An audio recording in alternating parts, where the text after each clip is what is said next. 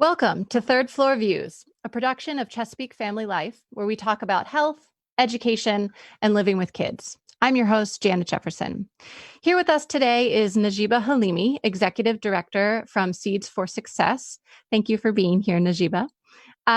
We are going to talk about all sorts of things that have been in the news recently and some of the challenges that have been impacting our community. But to our viewers, please feel free to submit any questions or comments you have in the comment section, and we'll get to as many as we can. Let's jump right in. So first off, Najiba, welcome. If you could just speak a little bit about what is Seeds for Success and sort of what the mission is. What is the work that you guys are doing? Sure. First, thank you so much, Janet, for having me on this. It's really an honor and a pleasure to be here to tell you more about our organization. I've been with Seeds for Success about 3 years now, and I've gotten to learn a lot about everything in the community. But what we do specifically is we're an after school academic program for youth who are growing up in low income communities and public housing communities. So we provide our kids tutoring and mentoring, and we work with them from elementary school all the way until they graduate high school. Some of our kids are even now in college and they're still part of our program. And the cool thing about Seeds for Success is that we're volunteer and community based. So all of our tutors, all of our mentors are all volunteers that are recruited in the area, and they're trained and screened and all that good stuff. And they work with kids long term. Awesome. Could you talk just a little bit about your main different programs? So you spoke a little bit to the age group that you guys work with, but I know that you have several different programs that you really focus on with different goals. Could you just tell us a little bit about that? Sure. Seeds for Success started as an academic program, just as a homework club for girls. And as we addressed the needs of elementary school girls, eventually they became middle school girls. And we realized, okay, we need to have middle school programming now. And then they became high school girls. And eventually we added a boys program.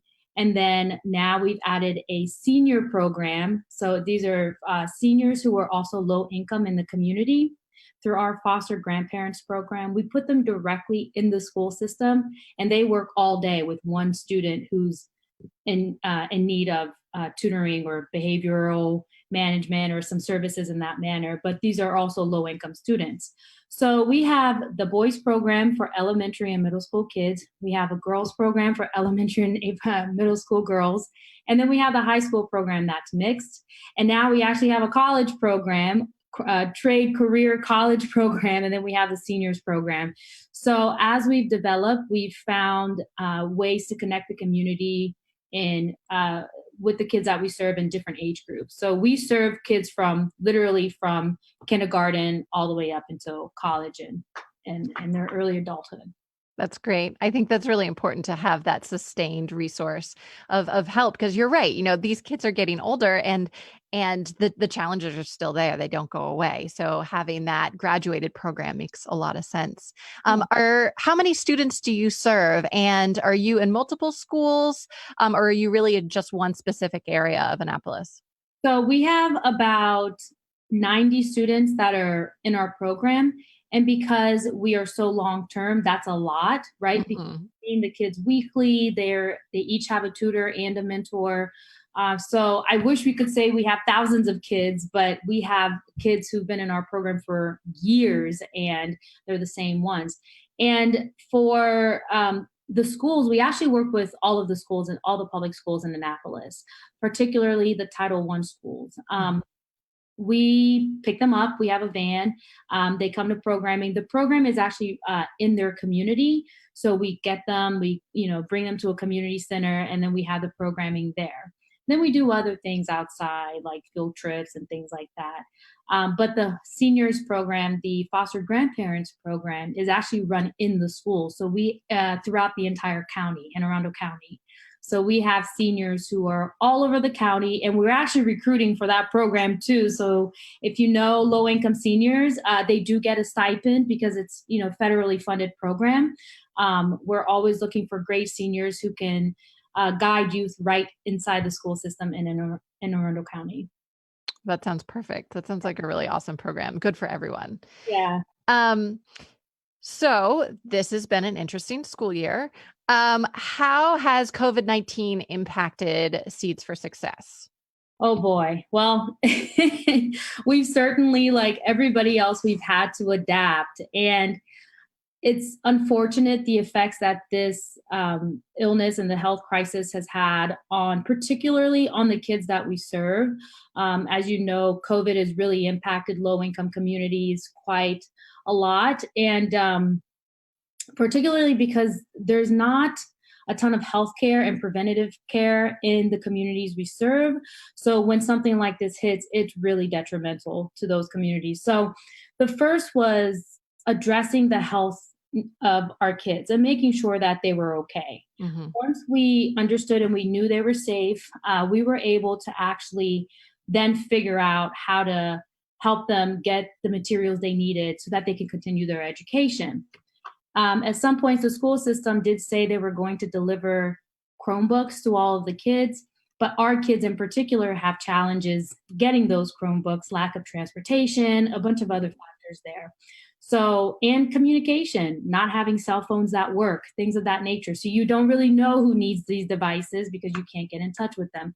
So, we actually, through one of our really generous donors, we were able to get Chromebooks for all of our kids and actually deliver them and set them up. So I had my mask on. I went to their homes. We set it all up, made sure they had internet connections, and then we were able to continue on with the education. So as COVID has evolved and more of us and all of us are kind of stuck in our homes, we've discovered new challenges, especially with these kids that we're working every day to try to overcome. So you have the education, the health challenges, and now, of course, it's mental health and making sure that they're okay. But we continue to have programming virtually because now that they have Chromebooks to do their schoolwork, we've also been using those Chromebooks to actually deliver weekly programming. So we all log on and we're all learning, we, as in the students, how to log on, how to do Google Meet meetings or Zoom, and making sure these things work. So they're learning really great new skills. I'm sure they're going to use for the rest of their lives. But we have continued exactly where we left off. We have programming. It's just all virtual. We're able to see each other and connect. It sounds like Seeds for Success is sort of more important now than ever because you are being that link between school and home. And since there is such a blurred line right now of school and home, Yeah. you also provide that check that, okay, do you actually have what you need? And you're someone and the organization can actually go and be there in person, and you already have that mentorship set up in place with those relationships to go in, and it's something that parents feel comfortable with, something that students feel comfortable with. So it sounds like this is desperately filling a need that is there, and it's sort of more important than ever. Yeah, Um, absolutely. Uh, when I describe Seeds for Success, sometimes I use the word we're gap fillers. We right. find where the challenges are, and oftentimes we're not the ones to provide the resources, but we connect. Mhm. So if there are, this time we provided the resource with the Chromebooks, but anything, let's say health related, some of our students may have health issues. We will connect them with a resource from the health department to get their health insurance card or whatever they may need.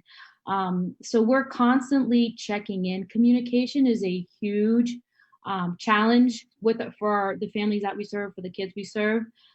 So we're constantly calling, we're texting. I mean, I don't know other companies that probably nonprofits that text as much as we do.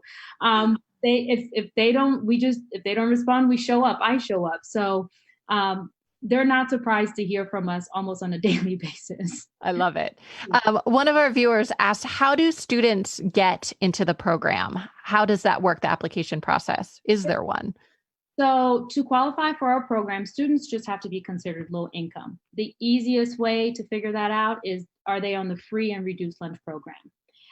Most of our kids are living in public housing and low income housing also. So, that's fine. If you qualify, you just apply. There's an application on our website. We also usually have applications with the guidance counselor at all the various schools in Mhm. Annapolis, or the community centers also right in their community. So you fill that out, and then we make sure everything's good there, and then they go into a interview process where we actually bring them in and we figure out whether or not they could really use our resources. Mm-hmm.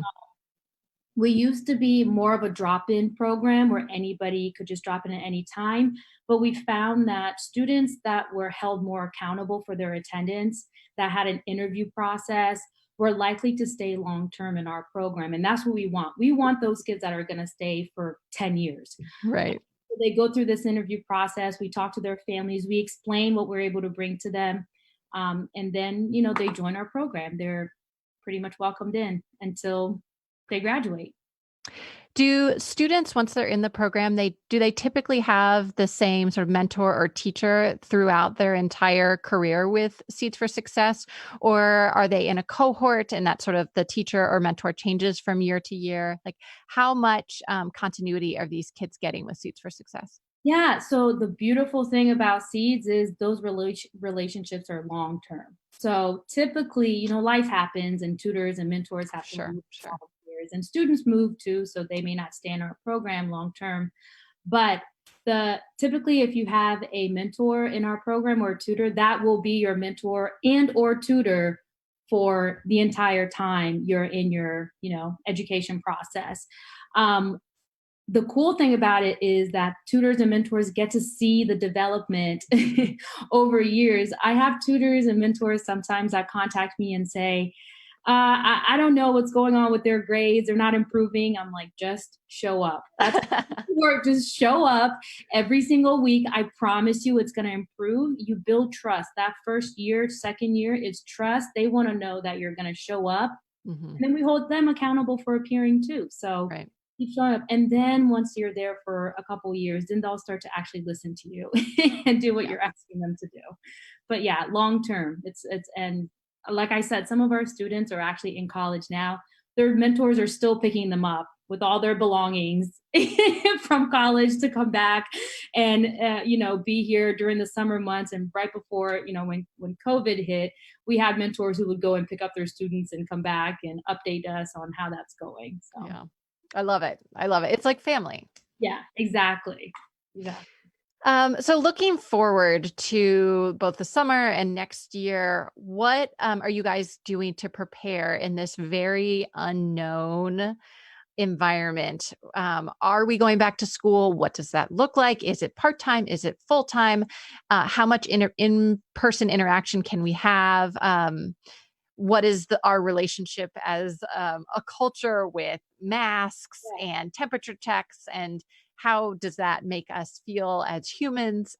What is Seeds for Success doing to sort of prep for the very near future? Yeah, so our programs it's in group. The mentoring happens one-on-one on weekends. But the tutoring happens all in one room. And if you see our programs, you're wondering how we all fit almost 40 people in one room to do tutoring. And sometimes, they go off in their little spaces. But yeah, COVID is a challenge. Two things. We have most of our volunteers, most of our tutors are seniors themselves. So they're vulnerable to this. And then our students also are all over the place, and we're finding out that kids are more vulnerable to this than we originally thought. So programming will have to change a little bit as we get back into normal, if that normal ever comes back. But we're absolutely ready. We have a really great partnership with the Housing Authority of Anne Arundel County. They've allowed us to use their space at the community center to have their programs, and they have other rooms. So we could split up more. We could have smaller groups. There are lots of possibilities. There's a huge gym. We could create separate sections. But from now until we get back to that in-person programming, we've determined to just keep programs going. Typically, programs would have ended by now at the end of the school year, and then we prepare for a month, and then we go right into summer camps where we put kids in other camps and we provide transportation and things like that. But my team and I have decided to just keep program going, just because we want to stay in touch with the kids, and we know they're home all day, and they do have siblings for the most part, but we want to have close communication with them. So we're continuing virtual programming until probably August. It's weekly. And We continue calling them also weekly. They're, like I said, they're in touch with us often. It's really about that communication. And then as far as the tutoring, some tutors and students have still been meeting, right? Mm-hmm. They're meeting and they've created their own space and they're still doing that. Mm-hmm. The mentors are doing the same thing. They're still going somewhere, grabbing food, going for walks, going for bike rides, and things of that. And if they feel safe and they feel like they're protected, then we encourage it. If not, we're all learning. They're doing FaceTime, they're doing Zoom calls and Google Meet and just talking on the phone. But we're still continuing programming, because what really matters about our programs is that relationship building. And as long as that's continuing, then we're successful in what we're aiming to do. Mm-hmm. Yeah. Yeah, that it sounds great. I think it makes so much sense to maintain that contact, especially right now, because things are so unknown, things are changing so fast. Maintaining that contact will enable you to be a little bit more flexible and a little bit more fluid. Let's shift gears just a little bit. So this has been a pretty explosive week in the news, with recent events such as the deaths of Breonna Taylor. I believe that was back in March, and then George Floyd, and then this week's protesting in sort of all over the country. How has that impacted Seeds for Success, particularly working with low-income students and students of color? And how are you addressing this with children, with your students? Yeah. The events this week have definitely been explosive and just all over the place. Um, you know, the kids we serve, 50% of them are Latino and the other 50% are Black. So for the past several years, the the amount of incidences that have directly impacted them have been quite a lot. And we're very cognizant and aware of their emotional state, especially right now, even the youngest ones.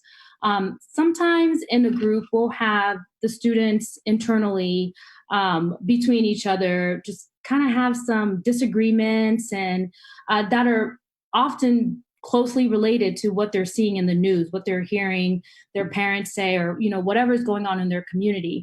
So, and they bring that to programming, so we've had to really address that. So a few things we're doing particularly right now, and we've continued to do.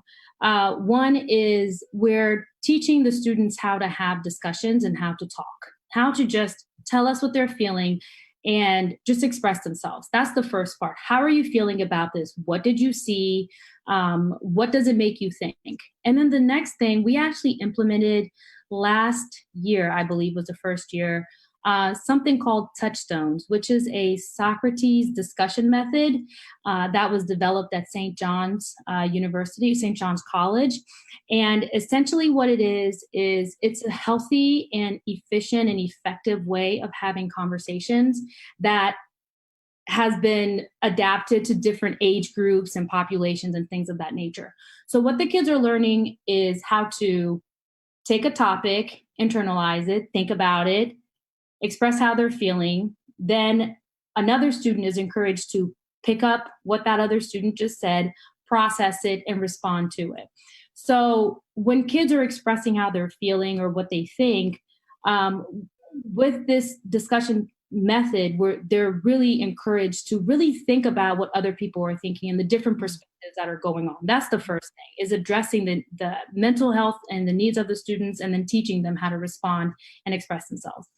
The next is we've actually had a few trainings with our volunteers and internally as a staff on our internal biases and what we maybe are coming into the organization already thinking about low-income students, about Black students, about Latino students, about poverty, right? So we've addressed those topics, and we continue to bring in really knowledgeable trainers and community advocates to talk to our staff and to talk to our volunteers about these things.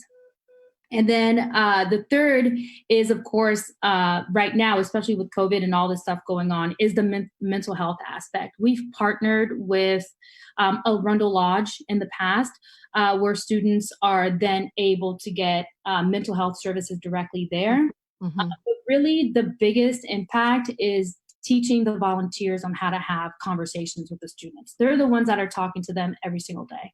So everything that's going on right now, especially with social media, all of our kids have social media. Everybody has the opportunity to post their opinions, to also post wrong information and to spread wrong information. So we're doing more on teaching our students about social media and its safety and how to read information. And then next week for programming, we're actually implementing some discussion time on the riots and things that are going on in Minneapolis and um, in Kentucky and everywhere else. So keeping minds open, having discussions, and letting our students be able to just express themselves and on another platform other than social media, but with each other and to address Right. topics. Yeah. Right. And having it be a safe space that they know each other, they know the mentors. Yeah.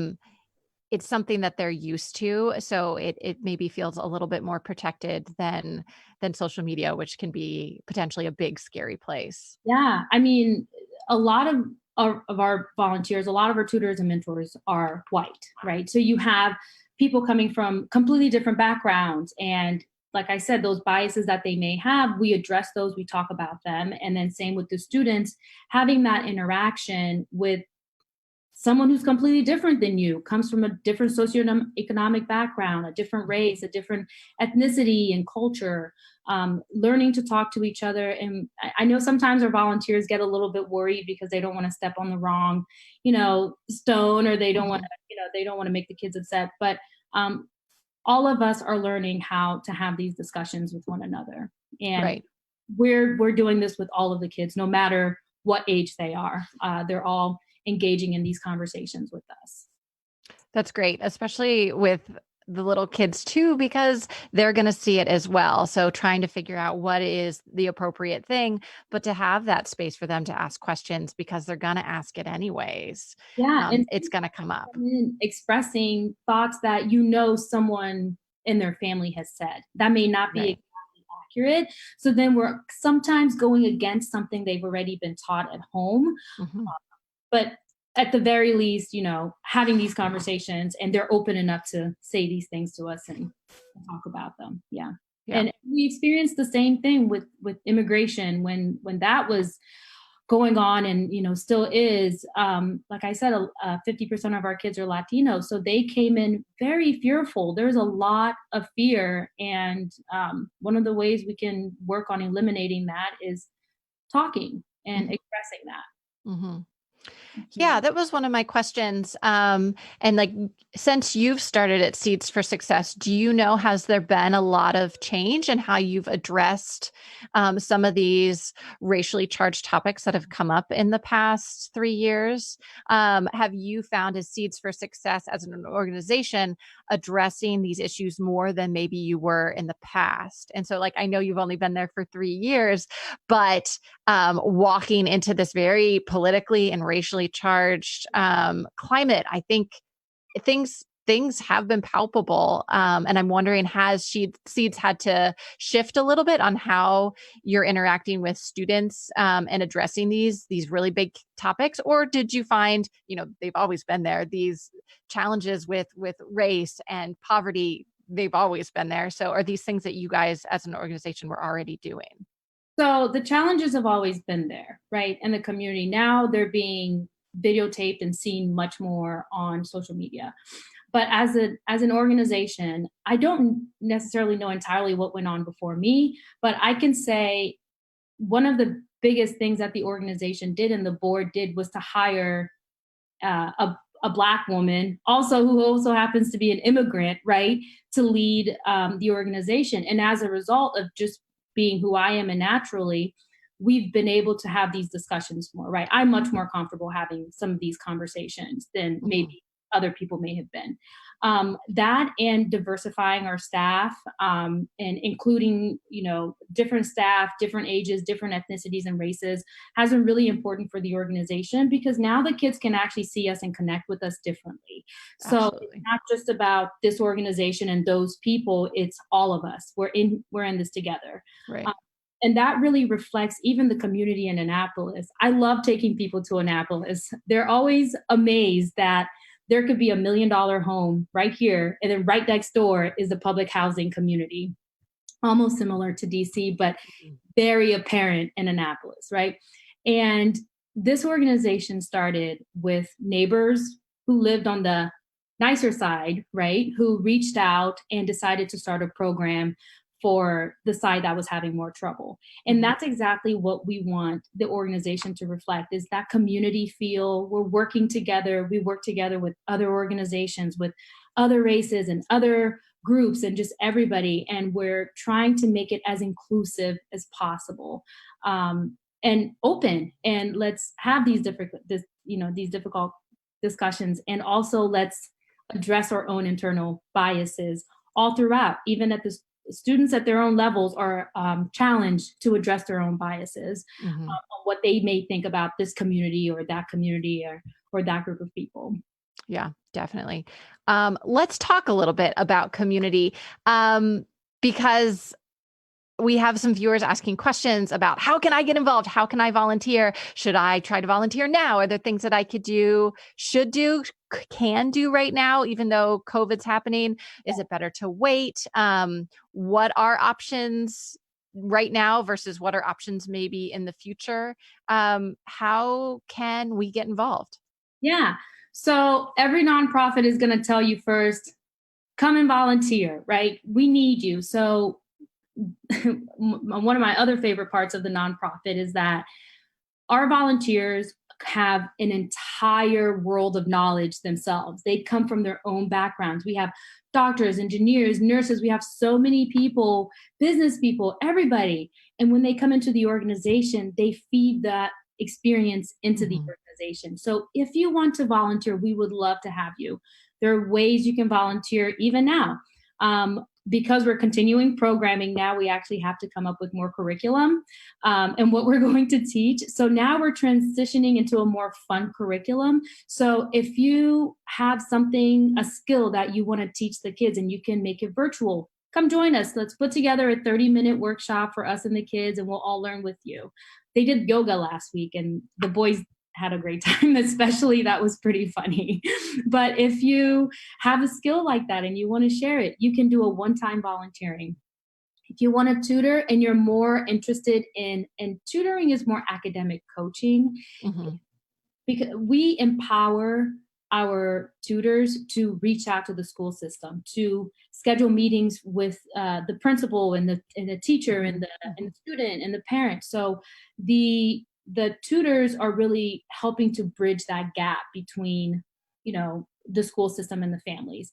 So if you want to be a tutor, please join us. It's once a week, and then you do all these other things, with the school system. If you want to mentor, please come and mentor. If you want to help guide a young person through life, help them figure out their career, even help them learn how to drive. I know it's scary. I've done it. I was terrified. I totally get it, but with some patience and maybe some good handles on your car, I think it'll be okay. So if you want to be a mentor, please join us. And then, of course, donating on our website at s4sannapolis.org is always very appreciated. But stay connected with us. Find ways to connect with us in different ways, whether it's giving your skills or your time or something else. Please, just reach out to us. I bet you we have an opportunity for you. Perfect. I love it. Just again, www.s4s.org, Annapolis.org. Yes. Right. I'm going to have you say it one more time. www.s4sannapolis.org. Perfect. Yes, reach out. I think everyone who can, it's a fantastic organization, and clearly the work is more important now than ever.